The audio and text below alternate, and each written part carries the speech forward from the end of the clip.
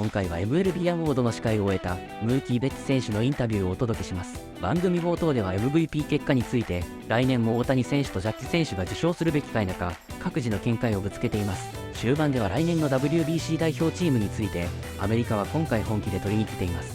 非常に内容の濃い番組になっています。現地放送を翻訳してお届けいたします。 Welcome everyone to MLB Tonight, presented by MGM Rewards, coming to you live from the Bellagio Fountain Club along the Strip here in Las Vegas as we put a bow on a very fun week in this unbelievable city. As you can tell from my voice, we went after it hard in Vegas. It's Greg Amsinger, Harold Reynolds, Mark DeRosa. You know, some people like lost funds in their account this week. I'm not going to raise my hand to that.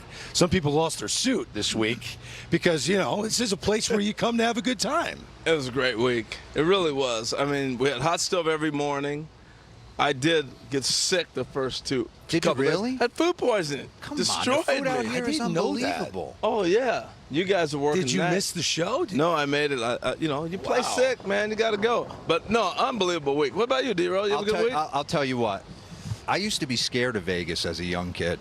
Coming out here in my 20s. The finger tap. Yeah. I have a feeling you're going to change course. I absolutely eat this place up. Brought my wife out this time, 4 days, got off campus a little bit, little gambling, dinner. We got some guys who got no conscience at the blackjack table playing in the big leagues. Yeah, I know that. I mean, we got lost in the spirit of Vegas. It was a good thing. They make you nervous watching them Yes. play. You know what made me nervous about job security is watching Mookie Betts host the All MLB show.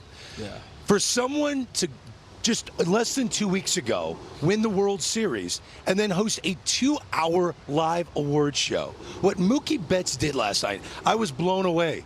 He was so natural at it. Yeah. You know, he's one of those people. He's going to be in the show later. He's going to be on the golf course interviewing players, and it's going to be fun. So Mookie's joining us later in the show. But he's good at everything. He does everything. He does. There was something running on Instagram yesterday. Not only can he host an award show, his golf swing over at Shadow Creek looks like a professional. He bowls 300s. He ends the World Series with a double play. He's got charisma.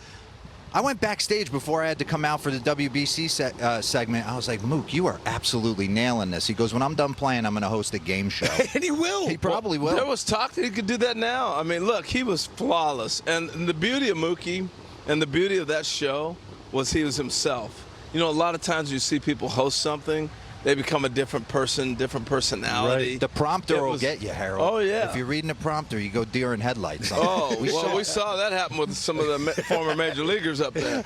But Mookie was There were phenomenal. some humans on the set for sure last night. But a live show is always fun, and I thought it was a great way to put a bow on the 2025 season. Now, because we were busy here in Vegas doing God knows what, and you were sick as a dog, we missed really sinking our teeth into the BBWAA Awards Week. Yeah. It started with Rookie of the Year.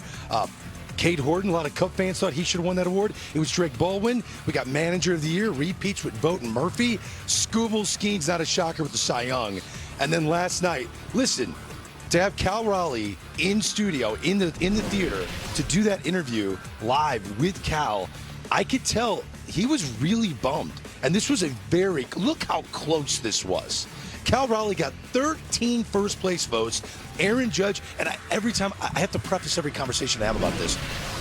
I love Aaron Judge. He is an unbelievable player. But what Cal Raleigh did, I feel secure in saying this, Harold. We will never see another catcher at 60 home runs again. No, we won't. And I'm sure that's why Cal was so bummed, because he knows he's not hitting 60 home runs again. This was clearly the closest he's ever going to come to being able to be an MVP. I do have to say, though, when you look at Aaron Judge's numbers, now if it was based all on numbers, which clearly the voters voted on, because I think they've taken value totally out of most valuable player. But if you look at Aaron Judge's numbers, in a time when guys are hitting 230, to go out and hit 330, and that's what I love about Aaron. All the numbers are there, 53, all that. But 331, that stands up in any generation, and that was amazing.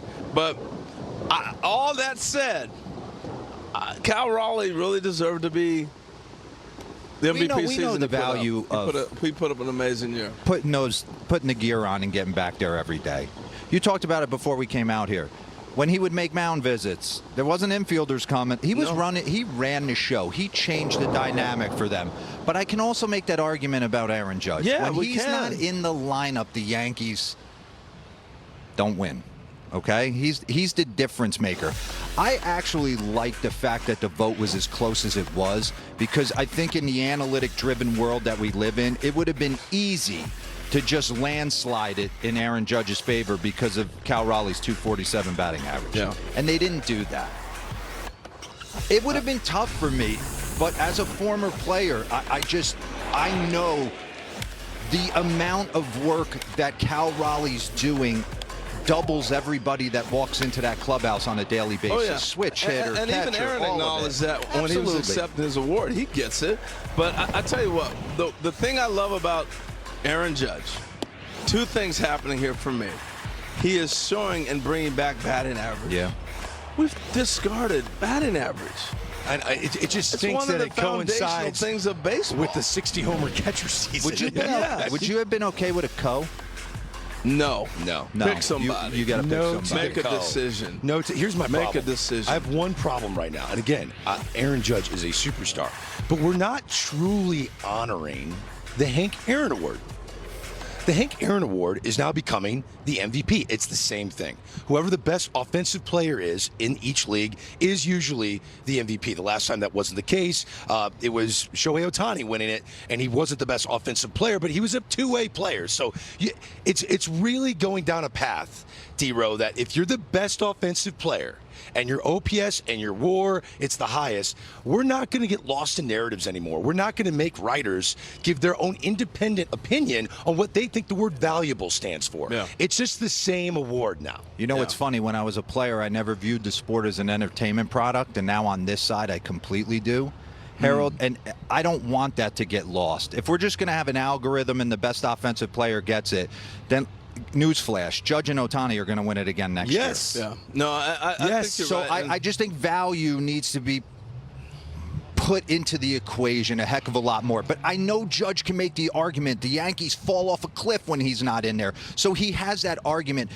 I'm just saying, to catch every day, to switch hit, to hit in the middle of the order, it just, I wish we could understand the true value of that. Yeah, I think the one thing for me, and this isn't an Aaron Judge or a Shohei Ohtani or anything, it goes back to your point that we're not playing the full game of baseball.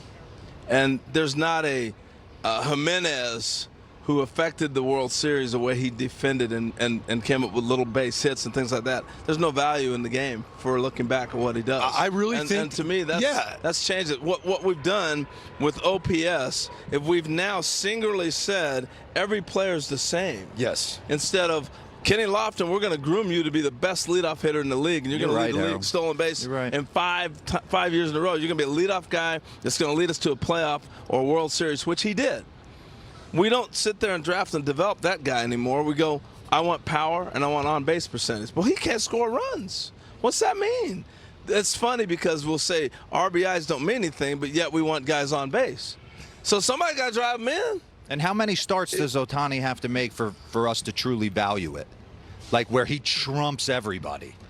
I mean, he came back this year, made a couple starts down the stretch, and it was like, it's over. It's over. As soon as he hit the mound, it was over. Yeah.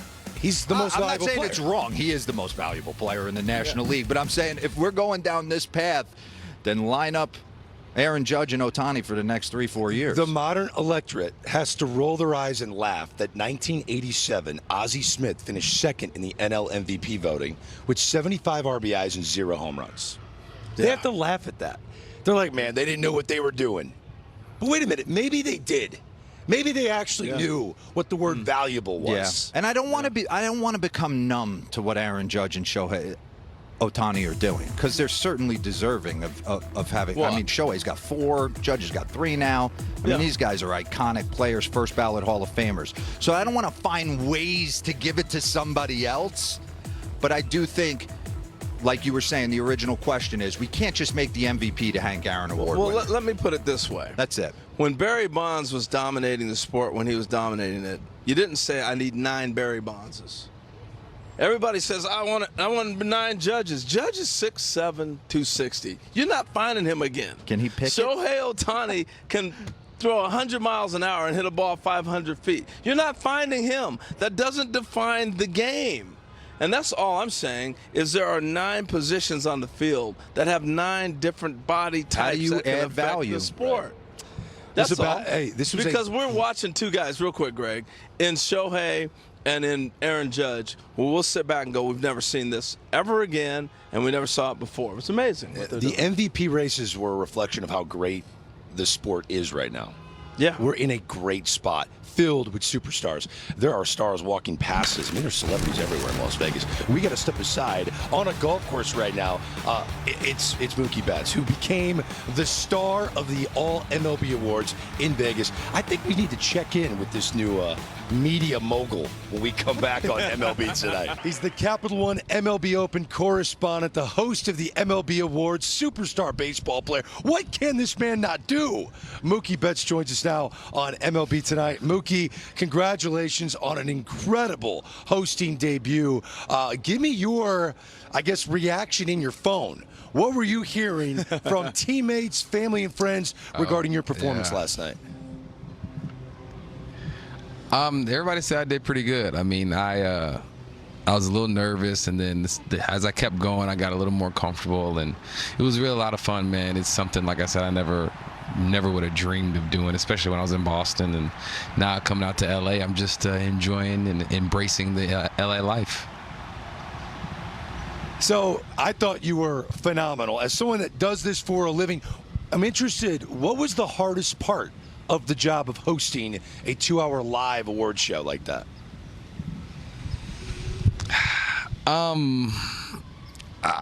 I would say the hardest, I mean, reading. It sounds weird, but like reading the script, it's really hard. Which is it's hard to like read the script and be in the moment. So I really had to I practiced a lot in the bed, just reading my script and going over, having an idea so I can really do a lot of talking instead of reading. So I wasn't the kid that they chose to read the page in class. I was always the one that I called everybody else to do it. Yeah, I know that feeling, Mookie. I used to look ahead and go, oh, I'm probably on the 5th sentence here. I'm practice that one before they get to me when the teacher was passing that along. I want to ask you, though, when you started thinking about wanting to host? Immediately, actually. It was last year I came and I saw Roy doing it, and I literally was like, I want to do it. I want to try it. I've never done it. Something that I feel like would be fun. And so I told him, literally this time last year, that day, I told him I wanted to do it. And I'm happy I made that decision. That was some of the most fun I've ever had. How did winning the World Series just days before hosting this show impact your performance in hosting this show? Because I'm trying to imagine how somewhat awkward it would have been if you guys would have lost a heartbreaking Game 7 of the World Series, right?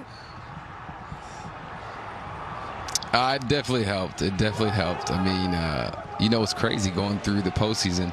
There was a lot of times that I was missing calls. I wasn't able to get on all the calls to go over the script and to go over the run of show and all these things because I was playing. So fortunately we won, so it made it all worth it. But yeah, it definitely impacted me a little bit, just not knowing what was going on and having to kind of cram it in like a week or 2 weeks maybe. That's a big time commitment, because had you lost, would you have really done it? Yeah, absolutely. I still would have did it. It may not have had the same ring to it, but I still would have did it. I'm a good sport, so I'll take the losses as long as I can have some wins in there as well. Well, you were a star on that stage. On the same day, your teammate, Shohei Ohtani, won another MVP. I don't know if you had a chance while you were getting ready to do the show, if you reached out to your teammate to congratulate him. No, I didn't. We did in the group chat. We told him congrats. But it's amazing. So I mean, we pretty much can go ahead and give it to him for the next however many years, to the rest of his until he's done pitching. then somebody may have a chance. But if he's still pitching, man, we can just keep giving it to him. Yeah, no doubt about it. You know, I know you've been asked this a million times, what's it like to be around him? But I want to ask you in a different way, not just being around him or playing with him, but Mookie, is it true he doesn't come out on the field very often to hit? And so I'm wondering, what's his workout look like when he's hitting to get ready? And could you ever take a full season not going out on the field and taking batting practice? I definitely couldn't go a full season not going out on the field, taking batting practice. I understand, though, because every step he takes, there's a camera, somebody right there following him, and he just wants a little piece. So I definitely understand. But, you know, he really just does normal stuff. I mean, just normal flips. I mean, normal little machine, normal BP. I mean, I wish I could tell you that he did something different than everyone else, but no, he does the same stuff. He just it's just that much better, you know. He hits flips better than, I mean, it's pretty much better across the board. So it's fun to watch, that's for sure. All right, Mookie, last thing for me, then Greg's going to wrap it up. Best dressed on the course and talks the most trash. It could be the same person, but tell me those two categories. Best dressed, I would have to probably go CY, because he's always got a lot of swag. He's probably up there amongst the trash talkers. Joe Carter, though, Joe Carter's a sleeper. He is he's a heavy trash talker. So we'll and he backs it up, which is that you can't say anything when he backs it up. So it is what it is. I can attest to CY's trash talking on the golf course. It's actually somewhat distracting because he's talking trash while you're trying to putt. It is. It is pretty. Yeah. It's pretty extreme. It's pretty extreme. Mookie, yes. You're the man. Yes, it is. Awesome performance last night, and enjoy the rest of the day. Okay, bud. Yes, sir. Thank you, guys. There's a lot of synergy around this Team USA squad right now. So far, 6 confirmed players: Judge, Skeens, Witt, Big Dumper, PCA, and Corbin Carroll. I like what Mark DeRosa is doing right now. D-Row, that was a really cool moment. A great way to give those two guys some shine. PCA and Corbin Carroll, well-deserving young talents. I think coming out of 2023, going into 2026, there was a concerted effort amongst the staff that there needed to be some youthful energy on the roster. Some guys who could go get it, create some energy, create some pop. Like, I could just imagine PCA showing up with stars and stripes in his head. He's one of the I can make the argument he is the best defender at any position in baseball, the way he can go get it. I didn't want Aaron Judge to feel like he had to cover right field and center field. I wanted to leave him alone in right field. Listen, there was more guys in that room that are going to be added to Team USA. There's a whole protocol to this thing, from an insurance. If you got nicked up throughout the year, we can't announce you yet. Some things have to fall into line, but yeah, we've announced 6. We probably could announce about 15 guys right now if we wanted to. Okay. Yeah, I've been looking. You know this. I've been looking at this since April. Have you had any no's? To be from a position player side, no.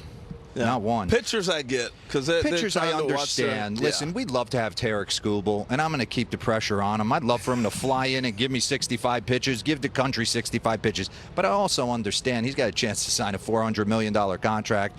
He's going into his free agent year. So I want guys who want to be there, because it's so infectious and it's so like in your face. When you're facing Venezuela with 50,000 people and the stadium's thumping, if you don't want that moment, you're going to fail in it. So I want guys who want to put USA across their chest, want to stand for something a little bit bigger, and just kind of just have an experience that you'll never be able to reproduce for 3 weeks. In a crazy way, and this is going to sound crazy because the World Series is the biggest thing in our sport, but this may be bigger at times. I mean, you look back at that Ohtani Trout at bat. That was the biggest at bat. There was not a moment in any World Series since that time that matched that. that Trout Ohtani at bat, because it was Japan, U.S., it was the two best players on the planet. It was like incredible moment. It was. I'll always honor the 162. We're all trying to win a World Series. That's the most important thing, to get these guys back to their parent club healthy. But you can lose yourself in this for 3 weeks. We've seen it. It's getting big, man. I think fans want to see as many stars on the roster as possible. From a purely baseball perspective, as you manage a game, would it behoove you to have more role players on the roster than before? I think more guys who have had have done these things in the past. If you're not going to pinch hit for the monsters. How many guys in this lineup am I going to actually pinch hit for? Yeah. I mean, I can make the argument Kyle Schwarber left on left this year, and he will soon.